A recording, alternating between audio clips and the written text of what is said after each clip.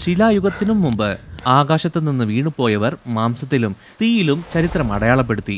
ഇരുട്ടിനെ ഇഷ്ടപ്പെട്ട പ്രകാശജീവികൾ അവർ ചെയ്ത പാപങ്ങൾ കാരണം ലോകത്തിന്റെ വിധിയെ മാറ്റിയെഴുതി. ഇത് അവർ ചെയ്ത പാപത്തെക്കുറിച്ചും അവർ ജനിപ്പിച്ച രാക്ഷസന്മാരെക്കുറിച്ചും അവർ നാശത്തിലേക്ക് കൊണ്ടുപോയ ഭൂമിയുടെയും കഥയാണ്. നിഗൂഢതയിൽ മൂടപ്പെട്ട ഒരു യുഗം, നോഹയുടെ കാലത്തിനും മുമ്പുള്ള ഒരു കാലം. ഭൂമി സൃഷ്ടിക്കപ്പെട്ടതിനു ശേഷം മറന്നുപോയ ഒരു യുഗം ഉണ്ടായിരുന്നു. മറക്കപ്പെട്ട ആ ഭൂതകാലത്തിൽ ലോകത്തിൽ നിശബ്ദമായി ഒരു ഇരുട്ട് വന്നു വീണു. സ്വർഗത്തിൽ ദൈവപുത്രന്മാർ, വാച്ചേഴ്സ്, മനുഷ്യത്വത്തെ സംരക്ഷിക്കുന്നവർ അവരുടെ കണ്ണുകൾ ഉയർത്തി കൗതുകകരമായ ഒരു കാഴ്ച കണ്ടു. അവർ മനുഷ്യപുത്രിമാരെ കണ്ടു. അവരുടെ സൗന്ദര്യം കണ്ട് അതിൽ മയങ്ങിപ്പോയി.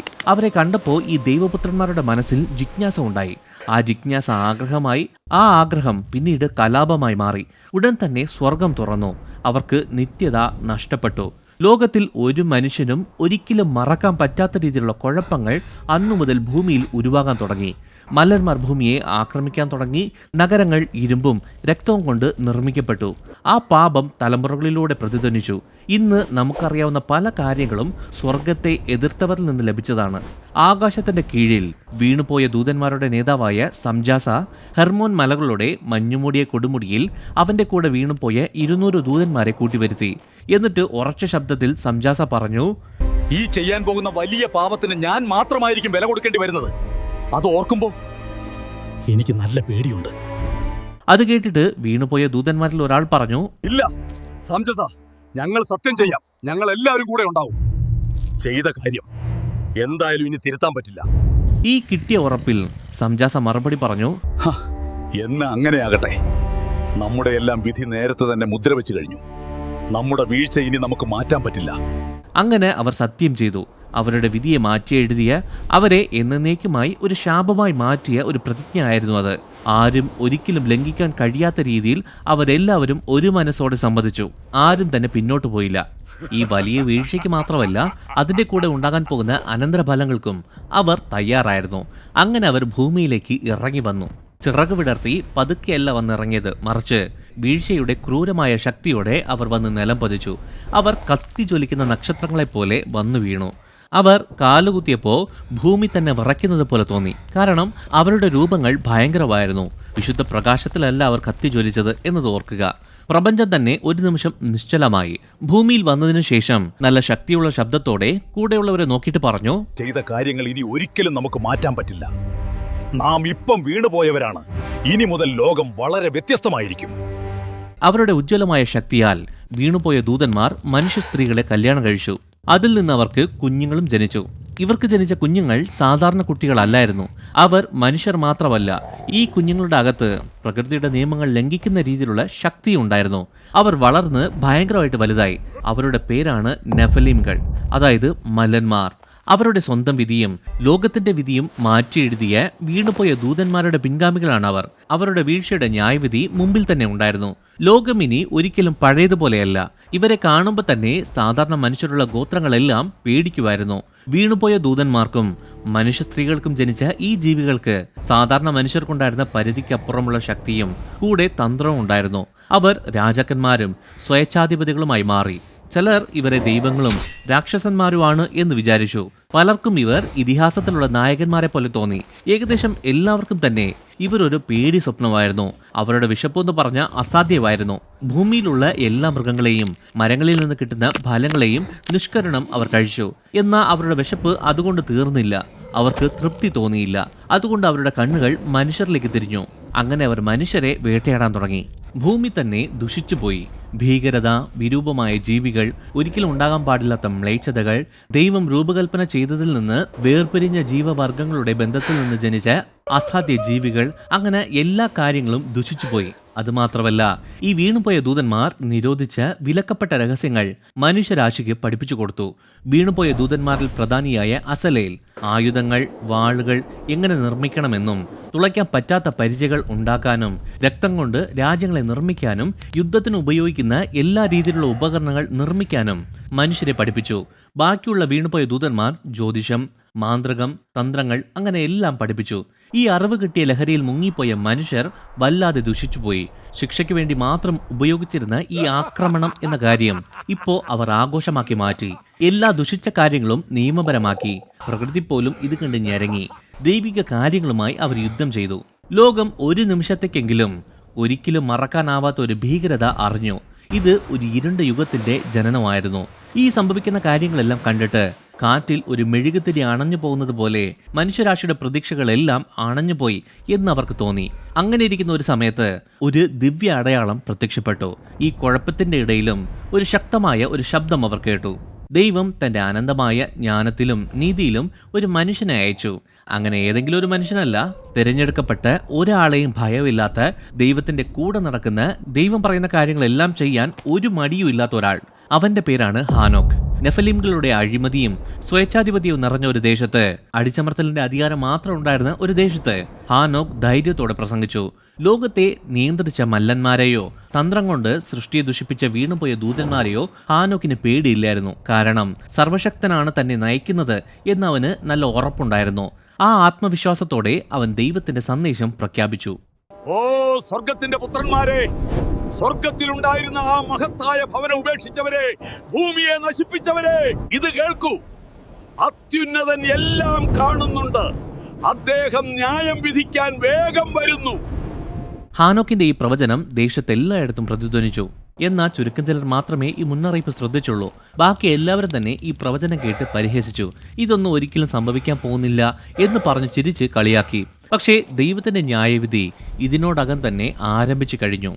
അഹങ്കാരത്തിന്റെ സ്മാരകങ്ങൾ പോലെ അവരുടെ വലിയ വലിയ ഗോപുരങ്ങളൊക്കെ സ്ഥാപിച്ച് മല്ലന്മാർ സ്വേച്ഛാധിപത്യം ചെയ്തു. വളരെ ക്രൂരമായ അവരുടെ നിയമങ്ങളൊക്കെ നിർബന്ധമാക്കി നടപ്പിലാക്കി. ഒരു ബോധവും ഇല്ലാത്ത മനുഷ്യർ മനുഷ്യത്വം മറന്ന് അവർ പഠിച്ച ക്രൂരമായ കാര്യങ്ങൾ ചെയ്ത് അവരെ അനുകരിച്ചു. ദൈവം സൃഷ്ടിച്ച മനുഷ്യത്വം നശിപ്പിക്കപ്പെട്ടതിനെ ഓർത്ത് വളരെ ദുഃഖത്തോടെ ഹാനോക്ക് നടന്നു. അവൻ കണ്ട ദർശനത്തെക്കുറിച്ച് പോകുന്ന സ്ഥലങ്ങളിലൊക്കെ പറഞ്ഞു. ലോകത്തിന്റെ അവസാനം ഞാൻ കണ്ടു. പർവ്വതങ്ങൾ മെഴുകുപോലെ ഉരുകിപ്പോകും.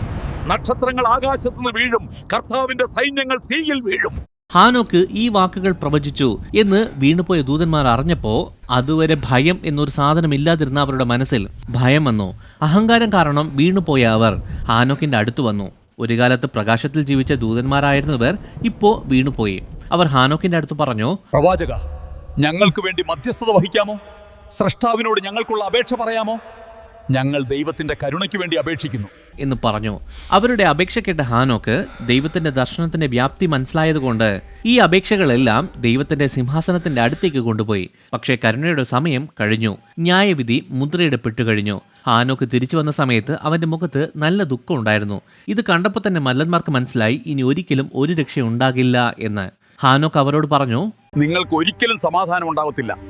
നിങ്ങളുടെ കുഞ്ഞുങ്ങൾ, അതായത് ആ രാക്ഷസന്മാർ, നിങ്ങളുടെ കൺമുന്നിൽ വെച്ച് തന്നെ നശിപ്പിക്കപ്പെടും. നിങ്ങൾ സൃഷ്ടിച്ച എല്ലാം നശിച്ചു പോകുന്നത് നിങ്ങളുടെ കണ്ണുകൊണ്ട് തന്നെ കാണാൻ നിങ്ങൾ നിർബന്ധിതരാകും. ഈ വാക്കുകൾ കേട്ടപ്പോൾ മല്ലന്മാർ ഞെട്ടിപ്പോയി. പ്രഖ്യാപിച്ച വിധി നടപ്പിലാക്കാൻ ആകാശമൊരുങ്ങി. രാക്ഷസന്മാർ ഭരിച്ചിരുന്ന സ്ഥലങ്ങളിലൊക്കെ അവരുടെ ഭീകരമായ രൂപം കാരണം ആരാലും ജയിക്കാൻ കഴിയാത്തത് കൊണ്ട് തന്നെ അവർ ദൈവങ്ങളെപ്പോലെ അവിടെ ജീവിച്ചു. അവർക്കുള്ള ഈ ശക്തി കാരണം അവർ അഹങ്കാരികളായിരുന്നു. ന്യായവിധി ഇപ്പോഴൊന്നും ഉണ്ടാകത്തില്ല എന്ന് വിചാരിച്ച് തങ്ങളുടെ മനസ്സിൽ തോന്നിയ എല്ലാ ക്രൂരതകളും അവർ ചെയ്തു. എന്നാൽ ദൈവിക സമയം വളരെ പെട്ടെന്നായിരുന്നു. ഇത്ര പെട്ടെന്ന് ന്യായവിധി ഉണ്ടാകുമെന്ന് അവർ ഒട്ടും വിചാരിച്ചില്ല. മേഘങ്ങൾ പെട്ടെന്ന് ഇരുണ്ടു തുടങ്ങി. ലോകം മൊത്തം ആ ഇരുട്ടിൽ മുങ്ങുന്ന സമയത്ത് ആരും പ്രതീക്ഷിക്കാത്ത ഒരാൾ എഴുന്നേറ്റ് വന്നു. പ്രശസ്തിയോ അധികാരമോ ഒന്നുമില്ലാത്ത, എന്നാൽ അതിലും വിലപ്പെട്ട, അതായത് ഹൃദയശുദ്ധിയുള്ള ഒരു മനുഷ്യനായിരുന്നു അവൻ. അവന്റെ നിർമ്മലമായ കൈകൾ അവൻ തിരഞ്ഞെടുത്ത കഠിനാധ്വാനത്തിലും എളിമയുള്ള ജീവിതത്തിനും സാക്ഷ്യം വഹിച്ചു. അവന്റെ പേരെന്താണെന്നറിയാവോ? അതാണ് നോഹ. അവന് വലിയ ഗാംഭീര്യമുള്ള രൂപമൊന്നുമില്ല. പക്ഷേ അവന്റെ ആത്മാവ് ഇരുട്ടിനകത്ത് പ്രകാശത്തിന്റെ ഒരു ദീപസ്തംഭം പോലെ തിളങ്ങുന്ന ഒന്നായിരുന്നു. ഭൂമി തിന്മ കൊണ്ട് മൂടപ്പെട്ട സമയത്ത് പോലും അവൻ പ്രതീക്ഷയോടെ ദൈവത്തിൽ ആശ്രയിച്ചു ജീവിച്ചു. നോഹ ഒറ്റയ്ക്കായിരുന്നു. പക്ഷേ യഥാർത്ഥത്തിൽ അവൻ ഒറ്റയ്ക്കല്ലായിരുന്നു. കാരണം മല്ലന്മാർ ദേശമെല്ലാം കീഴടക്കി നശിപ്പിക്കുന്ന സമയത്തും നോഹ ദൈവത്തിന്റെ കൂടെ നടന്നു. നഷ്ടപ്പെട്ട ഒരു തലമുറയിൽ നീതിയുടെ അവസാന ജ്വാലയായിരുന്നു അവൻ. പെട്ടെന്നൊരു രാത്രി ആരും പ്രതീക്ഷിക്കാത്ത ഒരു കാര്യം സംഭവിച്ചു. നോഹയോട് ദൈവം സംസാരിച്ചു. സകല ജഡത്തിന്റെയും അവസാനം എന്റെ മുമ്പിൽ വന്നിരിക്കുന്നു. ഭൂമി അവരാൽ അതിക്രമം കൊണ്ട് നിറഞ്ഞിരിക്കുന്നു. ഞാൻ അവരെ ഭൂമിയോട് കൂടെ നശിപ്പിക്കും. നീ ഗോഫർ മരം കൊണ്ട് ഒരു പെട്ടകമുണ്ടാക്കുക എന്ന്. ഇത് കേട്ട് നോഹ പേടിച്ചുപോയി. പക്ഷേ ദൈവത്തോട് ചോദ്യമൊന്നും ചോദിച്ചില്ല. അവന് സംശയവും ഇല്ലായിരുന്നു. ദർശനത്തിൽ പറഞ്ഞ കാര്യങ്ങളെല്ലാം അവന് വ്യക്തമായിരുന്നു. അതുകൊണ്ട് ദൃഢനിശ്ചയത്തോടെ അവൻ പെട്ടകത്തിന്റെ നിർമ്മാണം ആരംഭിച്ചു. ആരെങ്കിലും കൂടെ ഉണ്ടോ ഇല്ലയോ എന്നൊന്നും അവൻ നോക്കിയില്ല. അവൻ ആ പെട്ടകത്തിന്റെ പണി ആരംഭിച്ചു. അവൻ ചെയ്യുന്ന ഈ കാര്യങ്ങളൊക്കെ കണ്ട ആളുകൾ അവനെ കളിയാക്കാൻ തുടങ്ങി. ആ കിഴവനെ ഒന്ന് നോക്കിക്കേ, കടൽ 7 അയലത്ത് പോലും ഇല്ലാത്ത ഈ സ്ഥലത്ത് പെട്ടകം പണിയുക.